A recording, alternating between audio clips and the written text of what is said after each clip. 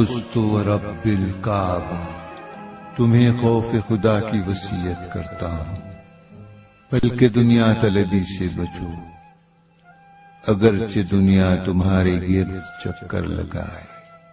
اس چیز پر افسوس نہ کرنا جو تمہارے ہاتھ نہ آ سکی۔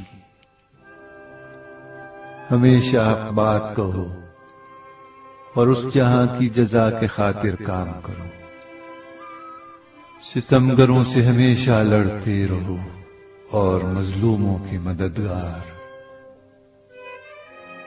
تمہیں اور اپنے تمام فرزندوں اور عزیزوں اور ہر اس شخص کو وصیت کرتا ہوں جس تک یہ میری وصیت پہنچے، خدا کا خوف کرو، خدا کا خوف کرو۔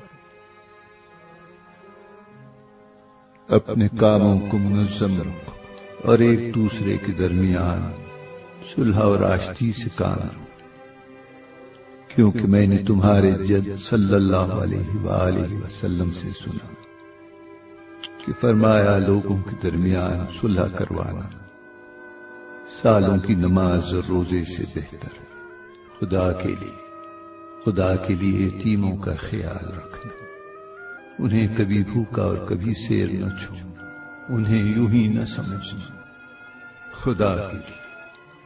خدا کے لیے پڑوسیوں کا خیال رکھنا، ان کی سفارش پیغمبر نے کی اور بارہا ان کے بارے میں فرماتے رہے، یہاں تک کہ ہم گمان کرنے لگے کہ شاید ارث میں بھی ان کا حصہ قرار دیں گے۔ خدا کے لیے قرآن کا خیال رکھنا، کہیں ایسا نہ ہو کہ دوسرے لوگ قرآن پر عمل کرنے میں تم پر سبقت لے جائیں۔ خدا کے لیے نماز کا خیال رکھنا جو تمہارے دین کا ستون ہے۔ خدا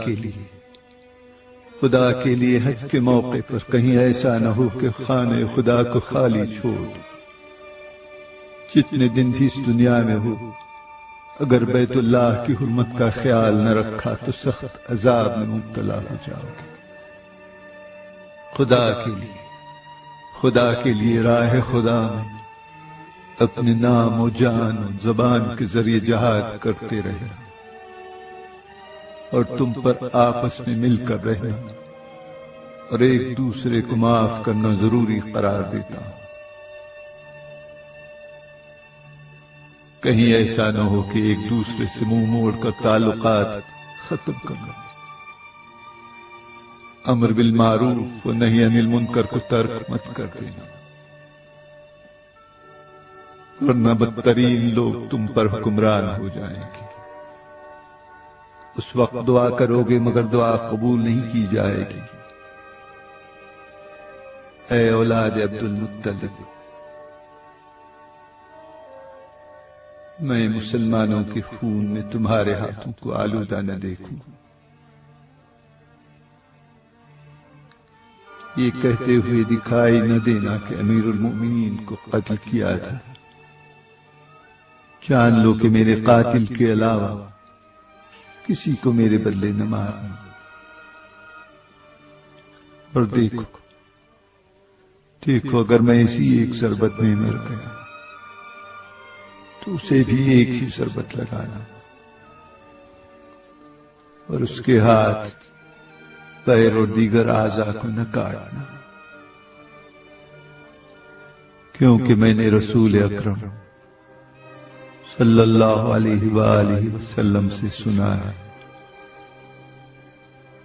کہ مردہ کے اعضاء و جوارح کو مت کاٹو، اگرچہ وہ مردہ کسی پاگل کتے کا ہی کیوں نہ ہو۔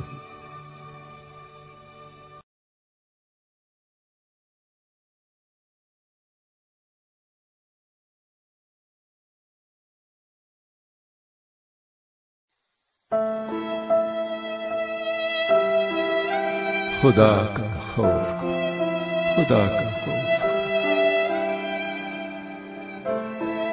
اپنے کاموں کو منظم رکھو اور ایک دوسرے کے درمیان صلح اور آشتی سے کام کرو۔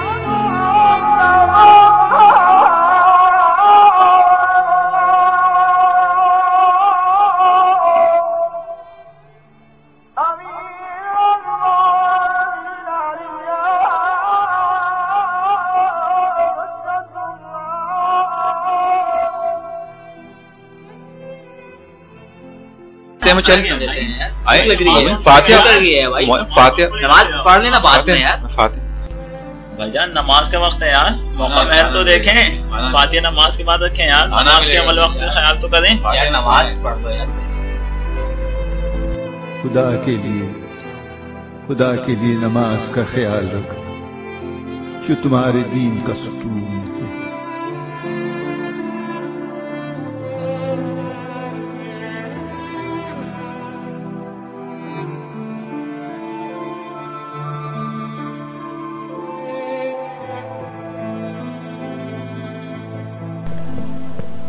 بھائی خیریت تو ہے؟ جی خیریت ہے. یار یہ کیا کرتے ہو؟ اپنے صحیح مقصد کے لیے غلط طریقہ کیوں استعمال کرتے ہو؟ سوری, غلطی ہو گئی. کہیں ایسا نہ ہو کہ ایک دوسرے سے منہ موڑ کر تعلقات ختم کر لو. امر بالمعروف و نہی عن المنکر کو ترک مت کر دیں, ورنہ بدترین لوگ تم پر حکمران ہو جائیں گے. اس وقت دعا کرو گے مگر دعا قبول نہیں کی جائے گی.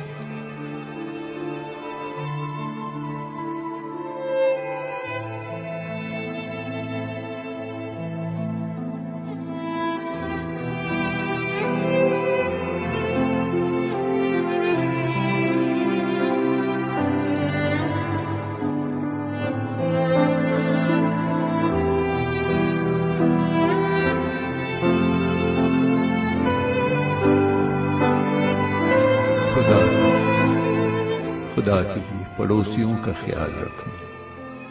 ان کی سفارش پیغمبر نے کی اور بارہا ان کے بارے میں فرماتے رہے, یہاں تک کہ ہم گمان کرنے لگے کہ شاید عرس میں بھی ان کا حصہ قرار دیں گے. امی بھوک لگ رہی ہے. بیٹا کہاں سے لاؤں کھانا؟ ناشتہ بھی نہیں کیا, دوپہر میں بھی کچھ نہیں کھایا. امی جب ابو زندہ تھے تب تو ایسا نہیں ہوتا تھا. بیٹا اب ہمارا خدا, رسول اور اہل بیت رسول کے سوا اس دنیا میں کوئی سہارا نہیں. کیا ان کو پتا ہے کہ ہم بھوکے ہیں؟ وہ جانتے ہیں, وہ ضرور ہماری مدد کریں گے. آنٹی امی نے مولا عباس کی حاضری کا حصہ بھجوایا, یہ لے لیں. خدا کے لیے یتیموں کا خیال رکھنا.